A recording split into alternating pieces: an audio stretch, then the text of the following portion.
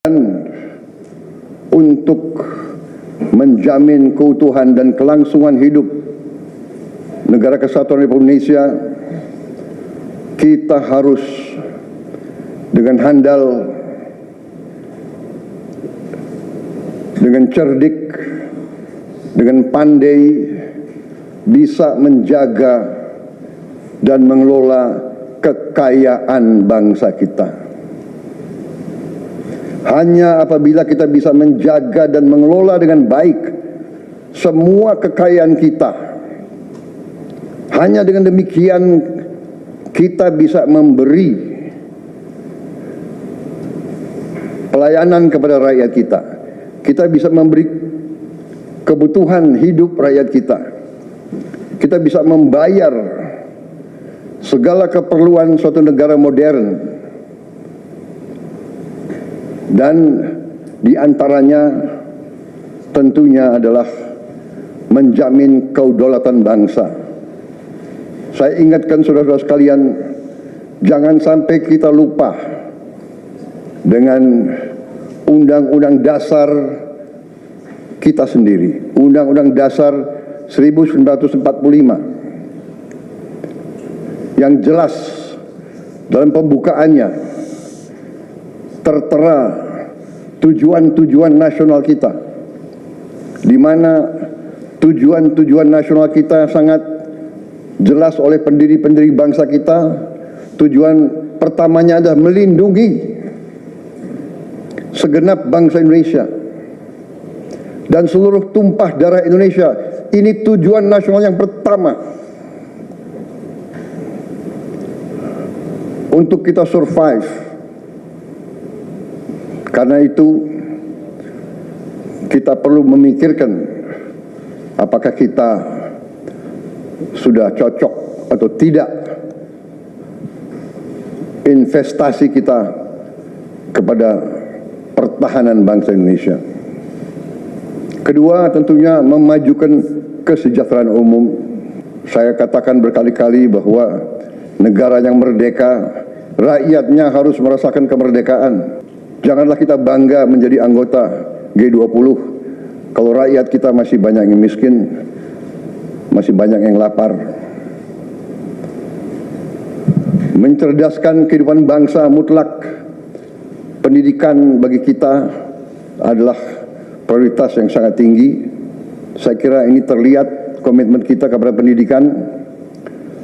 Kalau tidak salah, alokasi kita dalam anggaran 2025 untuk pendidikan salah satu tertinggi, Pak.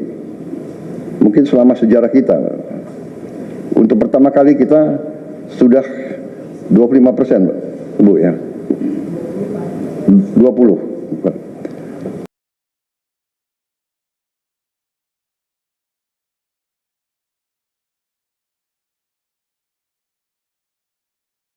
Presiden memastikan gaji PNS anggota TNI Polri naik, itu uang pensiun PNS juga naik. Kepastian kenaikan disampaikan Presiden dan nota keuangan di DPR. Sore ini kita akan mengulas ya dengan peneliti senior Indef, Profesor Didik Rahbini. Selamat sore, Prof. Didik. Sore, Assalamualaikum. Waalaikumsalam. Prof. Didik, Presiden akan menaikkan gaji PNS, uang pensiun. Apakah kebijakan ini tepat dilakukan di tengah situasi ekonomi kita yang belum stabil? Pertama, tidak apa-apa ya. Saya yakin Ibu Sri Mulyani sudah menghitung ya. Tetapi untuk bertanya apakah pegawai itu bisa produktif atau tidak, jawabannya tidak. Ini penyesuaian saja sebab pegawai negeri itu sudah salah sejak awal. Jadi rekrutmen guru, pegawai negeri itu rekrutmen paling primitif. Tidak ada standar di masa-masa lalu itu. Dan guru-guru di waktu lalu itu 20-30 tahun yang lalu itu buruk sekali, kualitasnya rendah sehingga kualitas murid-muridnya juga rendah, sehingga IQ orang-orang Indonesia itu juga rendah, ya setara dengan Afrika. Itu problem yang dihadapi oleh birokrasi pegawai negeri kita ya. Memang ada 1-2 tapi terbatas, seperti Kementerian Luar Negeri pusat itu rekrutmennya itu sangat selektif ya.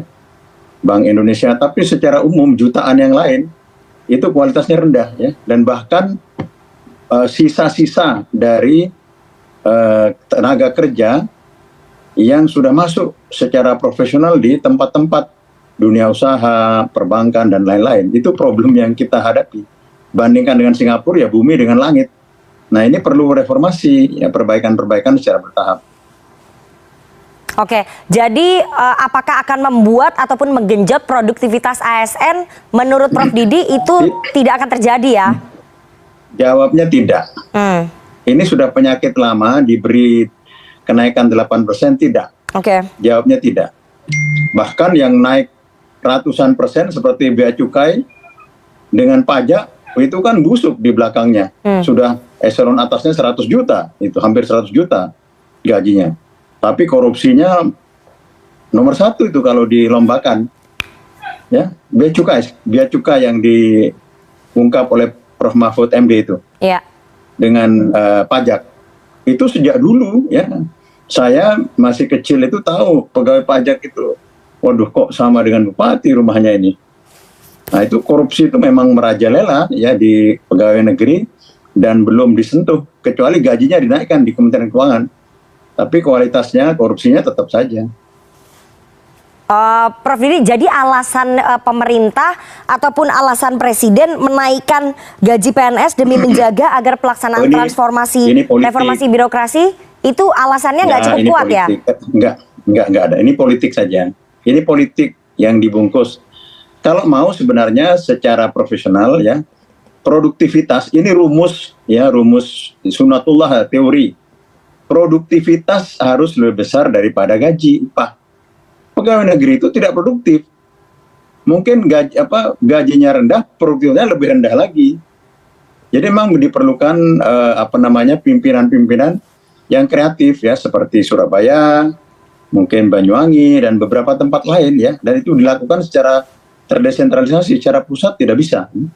Nah, secara desentralisasi itu sudah mulai dilakukan kementerian-kementerian khusus yang tidak punya perwakilan daerah. Kementerian Luar Negeri itu seleksinya bagus. BI juga cukup bagus, beberapa itu bagus ya. Nah ini nggak bisa secara massal, ini kan hiburan politik doang. Alasan politik itu apa maksudnya? Alasan politik yang dibungkus itu apa, Prof. Didi maksudnya? Untuk apa kemudian? Ya nggak ada dong, ya nggak ada orang ini penyesuaian saja bukan kenaikan gaji. Ini penyesuaian bahwa terlalu rendah, dinaikkan secara bertahap, diperbaiki kualitasnya. Oke, apakah dengan ya, seperti saya dapat pensiun di DPR itu 3 juta, ya sudah saya terima. Perbaiki saja BPJS-nya, transportasi umumnya dan lain-lain. Prof. Didi, apakah kemudian dengan menaikkan gaji PNS sebanyak 8% ini dapat menyederhanakan ataupun membuat reformasi birokrasi dan juga menekan praktik-praktik korupsi di pemerintahan? Tidak. Jangan kaitkan kenaikan 8% ini dengan efisiensi birokrasi dan lain-lain. Itu yang naik ratusan persen di Kementerian Keuangan sendiri. Jadi nggak ada kaitannya ya? Itu paling buruk, nggak ada kaitan. Ini politik aja, udah bacanya itu politik. Oke. Nggak apa-apa, menurut saya tidak apa-apa. Ini penyesuaian kan. Kan yang jadi pegawai negeri itu kan masyarakat Indonesia. Ini anggap aja subsidi. Ya. Subsidi, dianggap aja subsidi. Subsidi kan tidak mengharapkan apa-apa, tetapi secara bersamaan di daerah-daerah tertentu yang pemimpinnya bagus, itu sudah memulai, dan saya kira harus dimulai dari guru. Seperti di Jakarta, gaji guru itu lebih besar dari dosen. Bahkan lebih besar dari gaji saya sebelum saya profesor. Baik. Guru SD gitu. Prof. Didi, kenaikan gaji PNS dan uang pensiun PNS ini meskipun nggak apa-apa ya tadi menurut Prof. Didi, akan membebani utang pemerintah nggak? Ya utangnya udah banyak.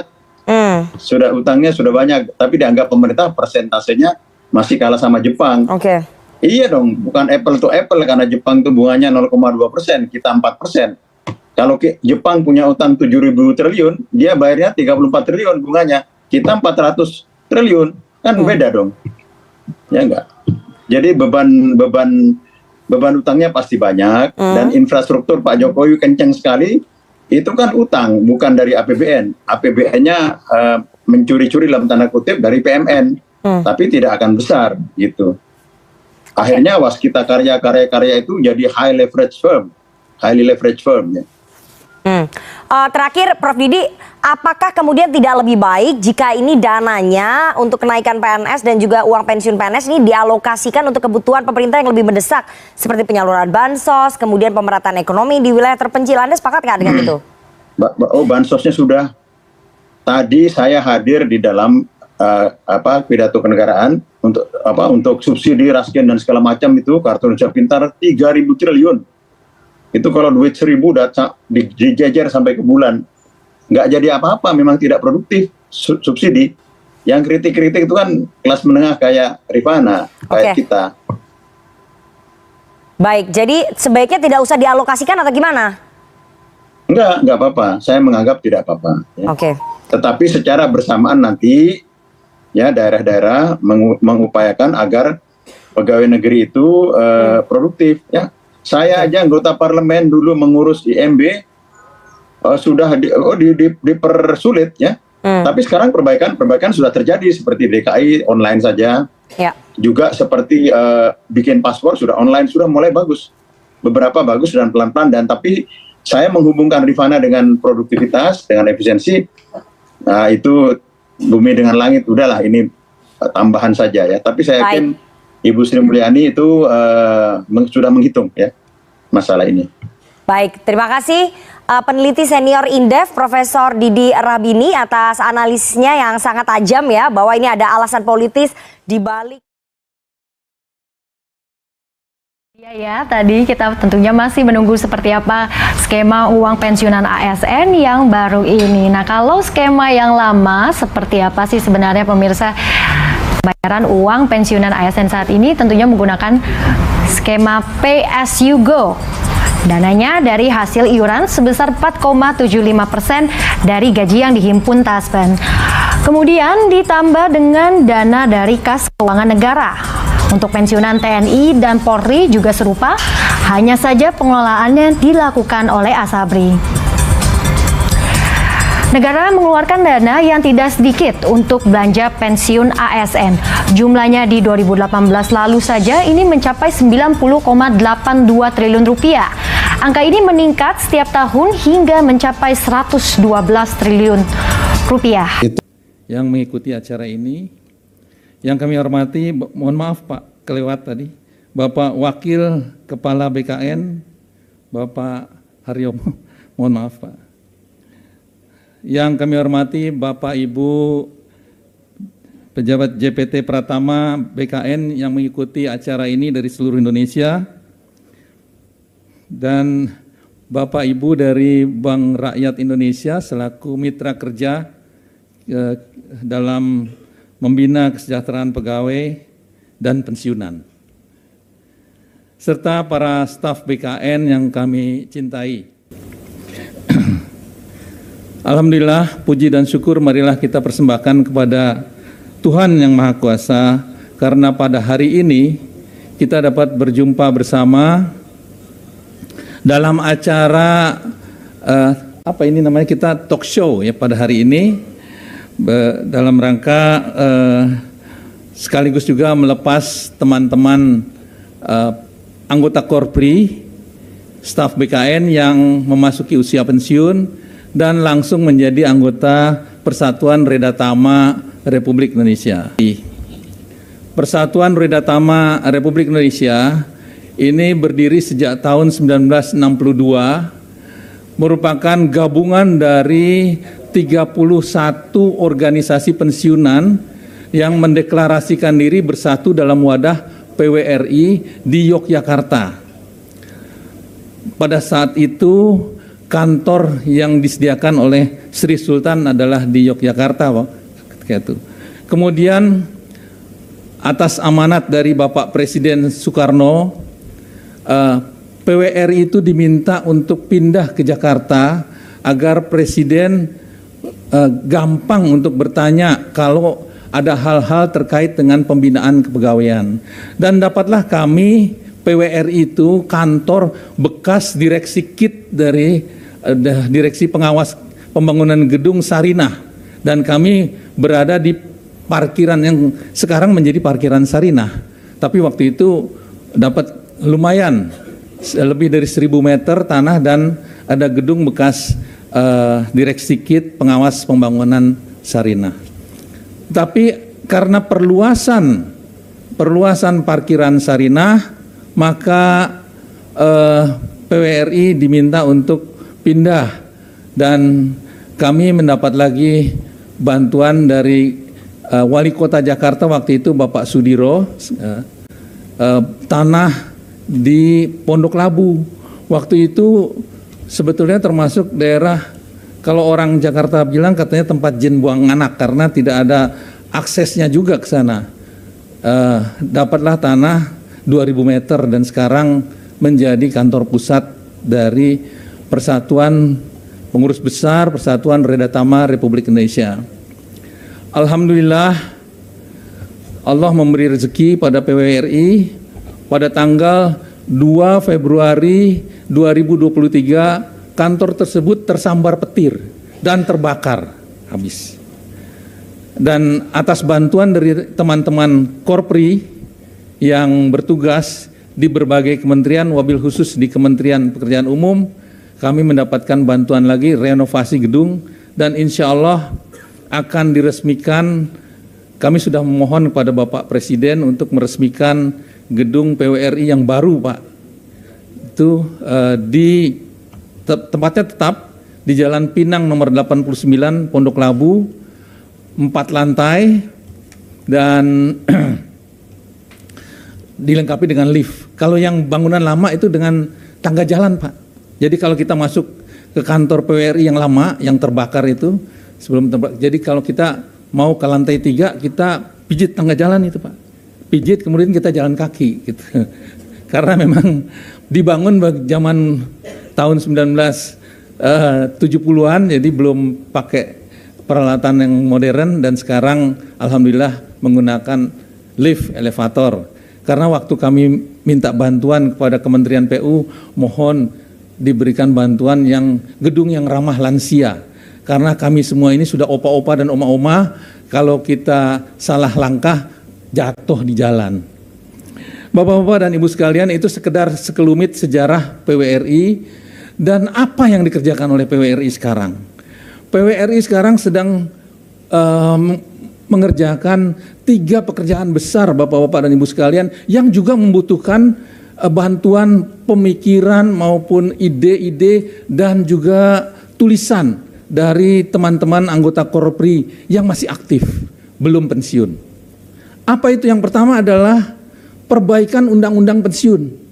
Bapak dan Ibu sekalian, undang-undang pensiun kita itu berdasarkan Undang-Undang Nomor 11 Tahun 69. Sudah 56 tahun tidak diperbaiki undang-undang tersebut. Dan kami telah menghadap kepada Bapak Kepala Balik DPR RI, Bapak Dr. Bob Hasan, dan beliau mengatakan, loh kok baru sekarang ya diajukan? Ini selama ini tidak ada yang mengajukan untuk perubahan. Ya Pak, kami mohon dukungan Bapak. Oke, buatkan kepada kami short paper supaya kami bahas di internal Balik. Dan sekarang kami sedang menulis short paper itu untuk kami serahkan ke Balik DPR RI. Bapak dan Ibu sekalian, Undang-Undang Nomor 11 tahun 69 itu berkaitan juga dengan Bapak dan Ibu sekalian yang masih aktif. Karena Bapak-bapak akan masuk pensiun juga. Jadi apa yang diatur di dalam undang-undang itu tidak mengatur tentang sistem pensiun kita. Padahal sistem pensiun kita ini harus ditentukan. Kita ini mau pilih sistem pensiun kita apa pay as you go, atau mau contribution, atau mau banyak lagi. Kita pilih.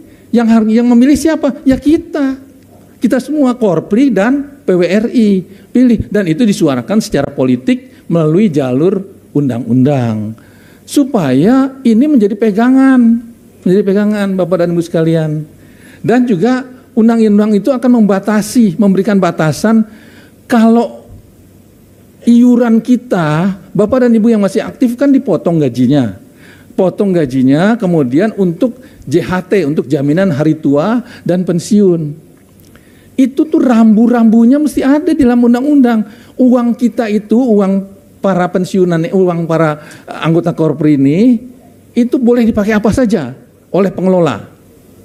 Karena rambu tidak jelas, ya kemarin sudah ada beritanya juga sudah masuk menjadi berita bukan hanya berita di gosip, tapi resmi menjadi berita adanya penyelewengan penggunaan itu karena rambunya tidak jelas. Kita yang harus membuat rambu, Pak. Kita PWRI dan Korpri. Kerjasama yang erat antara Korpri dan PWRI, kita buat rambu-rambu itu. Supaya jelas uang pensiun kita itu yang udah dikumpulkan dari gaji kita itu bolehnya dipakai apa saja. Kepada lembaga apa itu bisa diinvestasikan. Jadi program pertama itu yang sedang dilakukan oleh PWRI ini kita menulis supaya dan juga memperjuangkan supaya ini masuk di dalam program. Bapak dan Ibu sekalian, ketika kami berbicara dengan Kepala Balik DPR RI, beliau buka, waduh Pak, ini tak masuk dalam Prolegnas 2025. Saya tanya Bu Imas, Pak bisa bantu nggak kita? Bisa, Bapak buat dulu short paper, nanti kita bahas di dalam lingkungan Balik. Nah gitu PR kita sekarang bersama. Dan kami telah meminta masukan kepada seluruh pengurus PWRI di seluruh provinsi, kepada pengurus PWRI di seluruh kementerian, dan juga kepada pengurus Korpri. Pak, beri masukan supaya segera kita buat paper ini, supaya materi ini dibahas menjadi salah satu materi rapat Balik. Supaya masuk, Pak. Kalau ini masuk, nanti ada perintah untuk dijadikan RUU. Soal inisiatif siapa, apakah inisiatif DPR atau inisiatif pemerintah itu nantilah ditentukan. Tapi paling tidak kita ada suara, supaya Korpri bersuara. Ini nasib Bapak dan Ibu sekalian kalau pensiun nanti. Saya bukan manas-manasin, tapi ini nasib Bapak dan Ibu sekalian harus diperjuangkan supaya ada undang-undang ini, supaya Undang-Undang Nomor 11 Tahun 69 itu segera diganti. Gitu.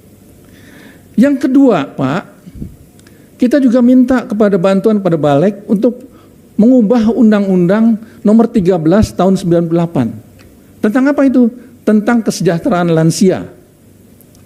Oh maaf, tadi Undang-Undang Nomor 11 Tahun 69 itu adalah Undang-Undang tentang pensiun pegawai, pensiun janda dan duda pegawai. Jadi itu sudah kadaluarsa sekali, Pak dan Ibu. Jadi saya mendorong supaya itu dirubah, diganti dengan naskah undang-undang baru. Mudah-mudahan atas doa Bapak dan Ibu sekalian, Pak Zudan Arif Fakrullah, yang doanya juga mandih, supaya bisa kita rubah itu.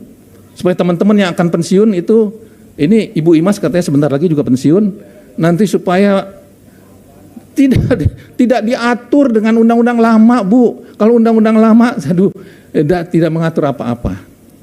Yang kedua, kita mau memperjuangkan perubahan undang-undang lansia, undang-undang kesejahteraan lansia, undang-undang nomor 13 tahun 98. Kita punya banyak program pembangunan, tetapi kita kan yang memasuki lansia ini, kita perlu supaya ada undang-undang pegangannya. Untuk apa? Untuk supaya kita di dalam pelayanan kepada masyarakat, wabil khusus kepada kita yang lansia ini mendapatkan perhatian, gitu Pak. Kita bukan minta dianakmaskan, bukan. Tetapi ada jalur-jalur khusus kalau kita ngantri. Bapak dan Ibu sekalian, saya umur 70 tahun. Banyak rekan-rekan kita di PWRI itu juga ada yang 80 tahun. Pak, kalau kita ikut ngantri pelayanan kesehatan BPJS, aduh, belum sempat berobat udah tambah pusing, Pak. Bukan kita minta spesial, ada jalurnya lah supaya jalur lansia gitu. Nah ini harus ada dasar hukumnya. Dasar hukumnya itu dimuatkan di dalam perubahan undang-undang tentang kesejahteraan lansia. Nah kami mohon dukungan dari Korpri supaya ini diperjuangkan juga gitu. Ini satu bagian besar yang sedang diperjuangkan oleh PWRI. Dan kami membuat tim kerja, Bu. Tim kerja di PWRI, tim kerja perubahan Undang-Undang 11 tahun 69 dan tim kerja perubahan Undang-Undang nomor 13 tahun 98. Gitu. Kalau urusan perubahan undang-undang, kebetulan saya pernah juga ikut waktu masih aktif dan ikut ngenger dengan Pak Zudan waktu itu. Saya bantu-bantu gitu. Jadi saya pernah menjadi sekretaris tim penyusun perubahan undang-undang pemilu tahun 2008 gitu. Kemudian kegiatan kedua, proyek besar kedua yang dikerjakan oleh PWRI. Apa yang dikerjakan oleh PWRI ini adalah kami membuka sekolah lansia.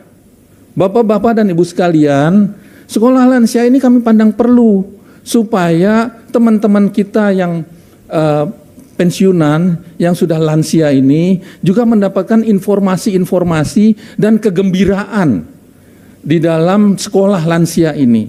Jadi sekolah lansia ini bukan sekolah seperti kita waktu P4 dulu, pagi-pagi pulang petang, tetapi kita banyaklah gembiranya, tetapi ada informasi-informasi yang kita sampaikan pada rekan-rekan lansia. Ini penting karena lansia di Indonesia sekarang, Bapak dan Ibu sekalian, jumlahnya 30 juta orang. Malah 23 juta orang. Memasuki masa emas 2045, Indonesia itu 100 tahun masa emas, lansia diprediksikan 60 juta. Kalau 60 juta ini, ya, kalau 60 juta ini tidak diupdate terus pengetahuannya, maka rentan menjadi lansia yang terganggu kesehatannya, terganggu pengetahuannya. Kalau lansia 60 juta ini sakit semua, runtuh APBN. Nggak sanggup APBN membiayai lansia yang sakit. Oleh karena itu, siapa yang harus mendidik lansia ini? Ya kita-kita.